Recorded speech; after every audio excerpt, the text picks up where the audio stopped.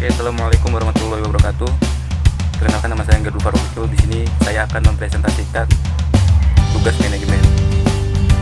Pertama, bab 1, sejarah dan teori manajemen. Dalam bab 1 disajikan beberapa materi sebagai berikut. Yang A, sejarah perkembangan manajemen. B, evolusi teori manajemen. C, teori manajemen klasik. D, pendekatan hubungan manusiawi. E, pendekatan sistem manajemen. F, pendekatan kontingen. A, sejarah perkembangan manajemen. Sejarah perkembangan manajemen tidak jauh berbeda dengan perkembangan manusia itu sendiri. Artinya bahwa manajemen telah berlangsung sejak manusia itu berada di bumi ini. Seiring dengan perkembangan manajemen dan tuntunan manusia untuk memenuhi kebutuhan hidupnya, untuk memperjelas gambar yang diuraikan, tadi gambar berikut ini menunjukkan sesuai perkembangannya. Yang B, evolusi teori manajemen. Teori manajemen ilmiah, gerakan manajemen ilmiah sebenarnya telah dimulai sekitar akhir abad yang lalu. Berikut variabel yang diperhatikan dalam manajemen ilmiah sebagai berikut. A, pentingnya peranan manajemen dalam menggerakkan dan meningkatkan produktif perusahaan. B, pengangkatan dan pemanfaatan tenaga kerja dengan persyaratan-persyaratannya. C, tanggung jawab kesejahteraan pegawai dan karyawan. D, kondisi yang cukup untuk mengangkat produktivitas kerja. Pendekatan ini disebut sebagai metode pemberian insentif. Untuk lebih jelasnya, mari kita ikuti beberapa teori ilmiah menurut prinsip dan pencetusnya secara kronologis berikut. A, Robert Owen. Semenjak 1771 hingga 1858, ia adalah seorang manajer beberapa pabrik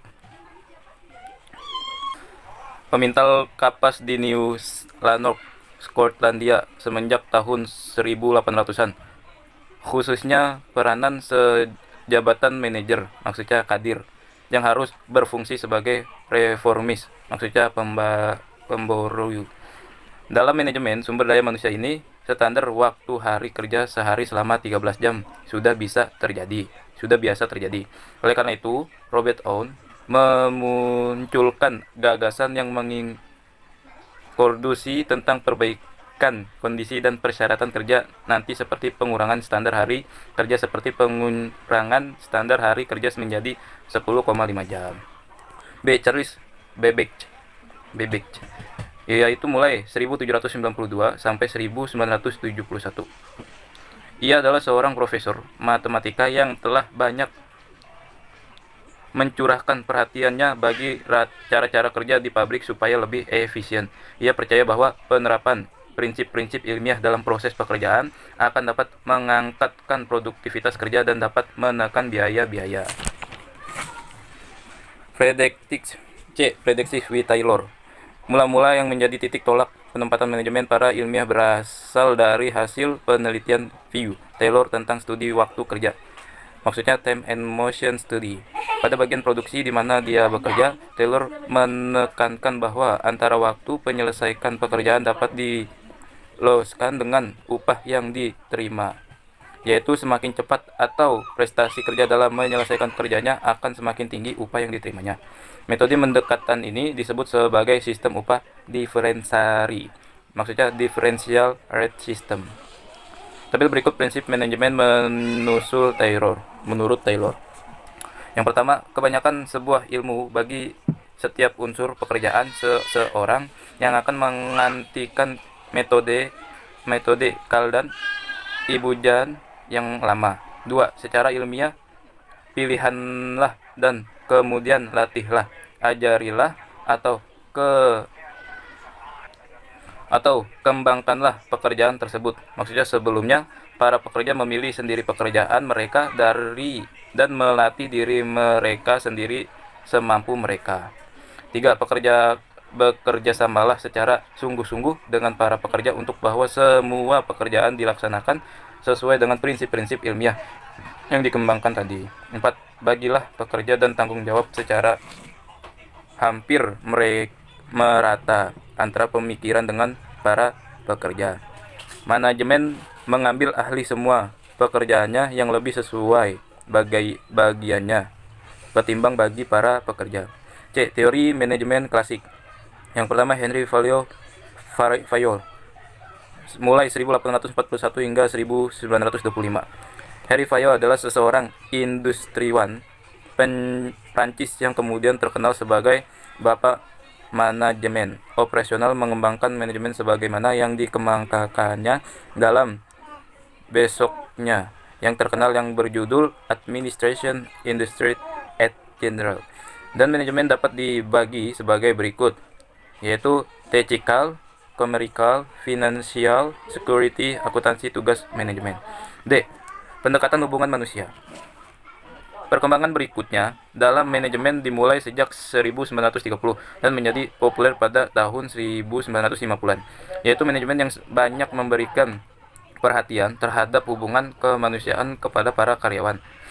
Menurut pendekatan sumber daya manusia ini, di tempat kerja orang berusaha untuk memuaskan kebutuhan sosialnya, memberikan reaksi atas tekanan dari kelompok, serta berusaha memenuhi kebutuhan pribadi. Pendekatan sistem manajemen. Sistem dapat diartikan sebagai kumpulan dari bagian-bagian yang saling berhubungan antara satu dengan yang lainnya, yang secara bersama-sama mencapai tujuan tertentu. Sedangkan sistem itu sendiri adalah bagian kecil dari suatu sistem yang lebih besar. F. Pendekatan kontingensi. Sementara pendekatan klasik, perilaku, dan manajemen yang universal dan dapat digunakan kapan dan dimanapun. Langsung bab 2, kerangka kerja manajemen sumber daya manusia. Dalam bab 2, materi yang disajikan adalah sebagai berikut, yaitu A. Sejarah lahirnya MSDM. B. Pengertian manajemen sumber daya manusia MSDM. C. Fungsi-fungsi MSDM. D. Tujuan MSDM. E. Kebijakan MSDM dan kegiatan MSDM. F. Basis teori MSDM. Ya, kita mulai. A. Sejarah lahirnya SDM. Manajemen sumber daya manusia bukanlah merupakan hal yang timbul secara pendadak. Sudah lama manusia hidup berorganisasi. Seiring dengan itu, manajemen sumber daya manusia sebenarnya juga dilakukan. B. Pengertian manajemen sumber daya manusia MSDM. Organisasi memiliki sebagai macam sumber daya sebagai input untuk diubah menjadi output berupa produk, barang, atau jasa. Sumber daya tersebut meliputi modal atau uang, teknologi untuk menunjang proses produksi. C. Fungsi-fungsi MSDM. Terdapat beberapa macam fungsi utama MSDM. Di dalam buku ini dikemukakan 5 fungsi, yaitu perencanaan untuk kebutuhan SDM, staffing sesuai dengan kebutuhan organisasi, 3. Penilaian kinerja, 4. Perbaikan kualitas pekerja dan lingkungan kerja, 5. Pencapaian efektivitas hubungan kerja. D. Tujuan MSDM. Tujuan MSDM secara tepat sangatlah sulit untuk dirumuskan karena sifatnya bervariasi dan tergantung pada pentahapan perkembangan yang terjadi pada masing-masing organisasi. Menurut Schuller et setidaknya MSDM memilih 3 tujuan, yaitu memperbaiki tingkat produktivitas, 2. Memperbaiki kualitas kehidupan kerja, 3. Menyakitkan bahwa organisasi telah memenuhi aspek-aspek legal.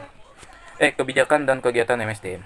Untuk dapat memahami kebijakan dan kegiatan MSDM dapat dilihat dari suatu pendekatan yang spesifik.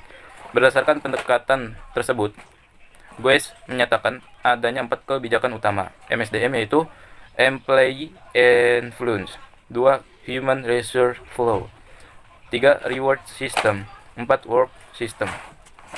F. Basic teori MSDM. Menurut Gues, tidak ada teori dalam MSDM, namun demikian tidak dapat dipungkiri bahwa di belakang MSDM terdiri secara implisit beragam teori pendukung. Bab 3. Organisasi. Dalam bab ini disajikan A. Pengertian organisasi, B. Beberapa teori organisasi. A. Pengertian organisasi. Selama masih hidupnya orang lebih banyak berada dalam saling berhubungan orang lain daripada menyendiri. Pada dasarnya, Manusia tidak dapat hidup sendiri. Organisasi merupakan suatu sistem yang terdiri dari subsistem atau bagian-bagian yang saling berkaitan satu sama lainnya. Dalam melakukan aktivitasnya, organisasi sering diaktifkan sebagai kelompok yang secara bersama-sama ingin mencapai suatu tujuan yang sama. B. Beberapa teori organisasi. 3 pandangan yang mendasarkan bagi teori neoklasik, yaitu manusia berbeda, setiap orang adalah unik, masing-masing telah membawa pendirian sesuai situasi kerjanya. 2. Penekanannya terhadap aspek-aspek sosial dan kelompok kerja. 3. Manajemen yang partisipatif untuk mengambil keputusan agar selalu berbicara bingang dengan bawahan. Selalu bicara. Bab 4. Kepemimpinan. Kepemimpinan menurut Hendoko 2003 sampai 294 adalah kemampuan yang dipunyai seseorang untuk mempengaruhi orang lain bekerja mencapai tujuan dan sasaran. Bab 5. Manajemen strategik. Dalam bab ini akan disajikan yang sebagai berikut. A. Hierarki manajemen strategik. B. Proses manajemen strategik. C. Hubungan misi dan tujuan. D. Faktor yang mempengaruhi perumusan tujuan. Bab 6. Motivasi. Dalam bab ini akan disajikan sebagai berikut. A. Pengertian motivasi. B. Teori motivasi. C. Hubungan desain pekerjaan dengan motivasi. D. Hubungan motivasi dengan upah.